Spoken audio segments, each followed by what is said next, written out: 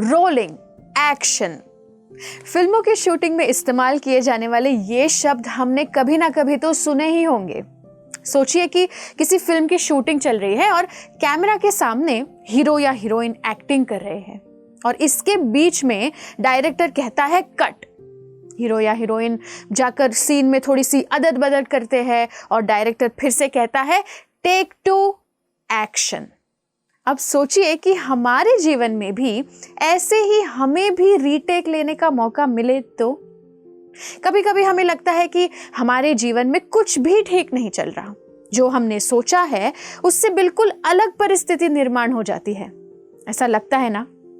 अपने भविष्य के प्लानिंग में हम बहुत समय बिताते हैं, बहुत मेहनत करते हैं, लेकिन जीवन की रेल कभी भी पटरी से अचानक गिर जाती है और हमारी सारी योजनाएं, सारे प्लान्स पर पानी फिर जाता है। ना तो हम पारिवारिक जीवन में खुश रह पाते हैं, ना व्यावसायिक जीवन में सुख और शांति मिलती है। तो ऐसे सिचुएशन में करे तो क्या करे? क्या आपने कभी एक शुतुरमुर्ग या ऑस्ट्रिच को देखा है? जब एक शुतुरमुर्ग को खतरे का आभास होता है तो वो समझ जाता है कि तेज भागकर भी वो ये खतरे का सामना नहीं कर पाएगा, तो वो एकाएक जमीन पर गिर जाता है और मिट्टी से अपने आप को ढक देता है, ये सोचकर कि अब वो मिट्टी के रंग में मिल गया है तो उसे खोजने वाला शिकारी उसे ढूंढ नहीं पाएगा। उसी तरह हम भी जब मानसिक दबाव और तनाव से घिर जाते हैं तो कभी कभी उस स्थिति का सामना करने के बजाय हम उससे भागने की कोशिश करते हैं, या फिर किसी तरह ऐसी स्थिति में फंस जाने की जिम्मेदारी अपने सर से हटाकर किसी और के सर पर लादने की कोशिश करते हैं। देखिए, ऐसा करना बहुत ही स्वाभाविक है, ये ह्यूमन नेचर है। हमारा स्वभाव ही हमारे व्यवहार, हमारे रिएक्शंस को निर्धारित करता है और बहुत बार हमारे स्वभाव के कारण हमें एस्केपिज्म या परिस्थिति का सामना किए बिना दूसरी तरफ मुड़कर भाग जाने की वृत्ति जो है वो उत्पन्न हो जाती है। लेकिन ये लंबे समय तक काम आने वाली सॉल्यूशन या समाधान नहीं है।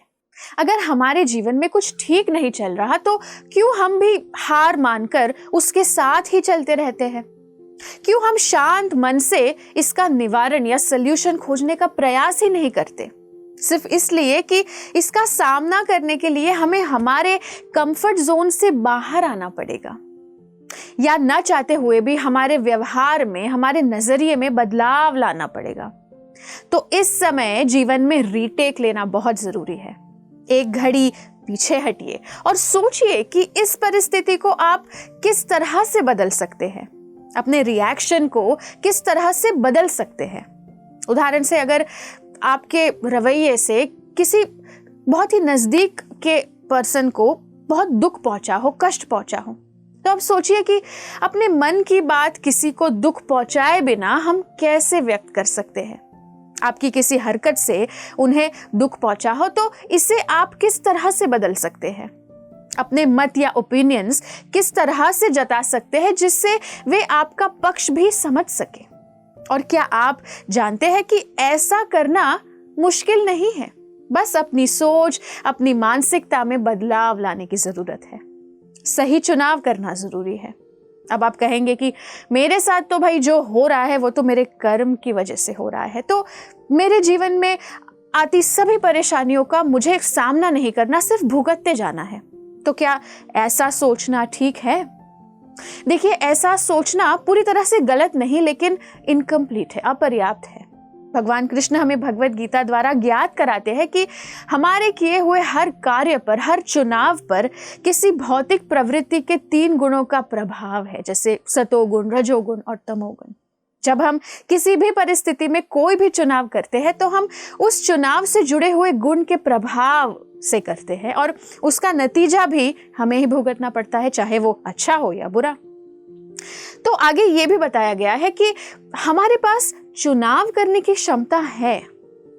आइए हम इसे एक बहुत ही सिंपल उदाहरण से समझने की कोशिश करते हैं। मान लीजिए कि हमारे सबसे प्रिय व्यक्ति के साथ हमारे संबंध में कड़वाहट आ गई है। तो ऐसी परिस्थिति में अगर हमारे मन में उस व्यक्ति के प्रति हिंसा या बहुत वायलेंस की भावना आए तो समझ जाना चाहिए कि हम पर तमोगुण का प्रभाव है। दूसरी तरफ उस व्यक्ति से अत्यधिक अटैचमेंट या आसक्ति की वजह से हम चुपचाप अंदर ही अंदर घुटते रहे तो ये सोचिए कि हम पर रजोगुण का प्रभाव है। लेकिन उस परिस्थिति से डिटैच होकर क्षमा की भावना रखे तो ये सतोगुण का लक्षण है। इसलिए भगवत गीता में भगवान बताते हैं कि क्या करना चाहिए और क्या नहीं। अब हमें अपना जीवन भगवान के मार्गदर्शन से जीना है या नहीं, ये तो हमारा चॉइस है। तो शास्त्रों के मार्गदर्शन से अपने जीवन की फिल्म के डायरेक्टर बनकर एक बार रीटेक करके तो देखिए। ऐसे ही और भक्तिमय कार्यक्रमों के लिए देखिए हरे कृष्णा टेलीविजन और इसे प्राप्त करने के लिए आप अपने केबल अथवा DTH ऑपरेटर से संपर्क करें तथा और अधिक जानकारी के लिए आज ही डायल करें 7666 839 839।